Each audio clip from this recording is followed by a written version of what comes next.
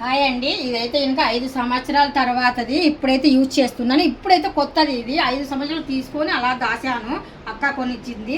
ఇప్పుడైతే కొత్తగా మనము యూజ్ చేయాలంటే ఫస్ట్ మనం ఏదైనా వేస్టేజ్ అనేది వేయాలి. శుభ్రంగా అయితే కడిగాను.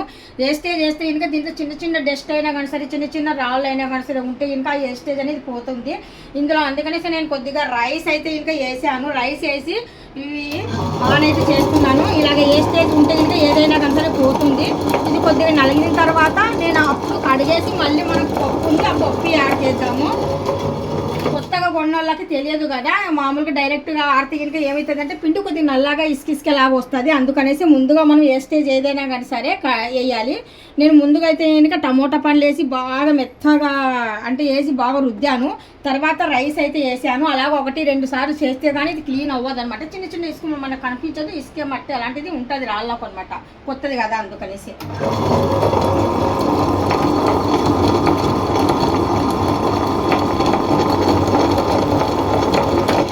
ఇప్పుడు చాలు, ఈ మాత్రం ఆడింది. ఇప్పుడైతే ఇంకా ఎలా తీయాలి అనేది నేను చూపిస్తున్నాను చూడండి. ఇప్పుడు ఇది ఉంది కదా, ఇది పట్టుకొని ఇలాగంటే వచ్చేస్తుంది.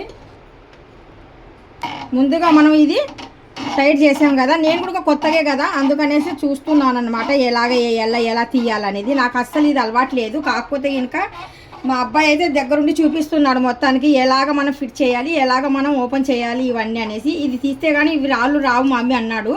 అందుకనేసి నేను ఇప్పుడు ఇదైతే ఇంకా ఓపెన్ అయితే చేశాను. ఇప్పుడైతే రాళ్ళు వస్తాయేమో చూద్దాము.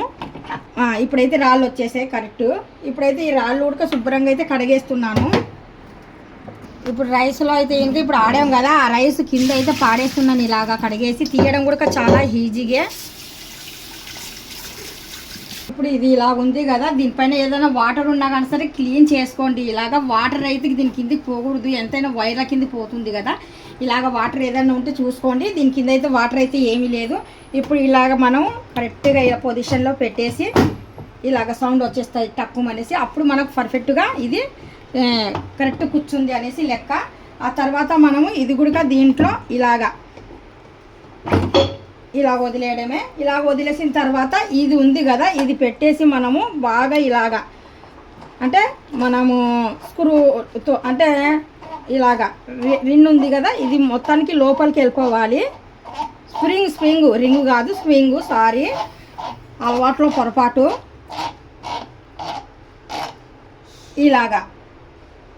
ఇలాగా శుభ్రం అయిపోయింది కదా. ఇప్పుడైతే కనుక కొత్తదైనా కానీ ఇంతేనండి. మనం ఫస్ట్గా యూజ్ చేయాలంటే ఇలా చేయాలి. నేను చెప్పిన పద్ధతి మీకు నచ్చినట్టుగా అయితే లైక్, షేర్, కామెంట్, సబ్స్క్రైబ్.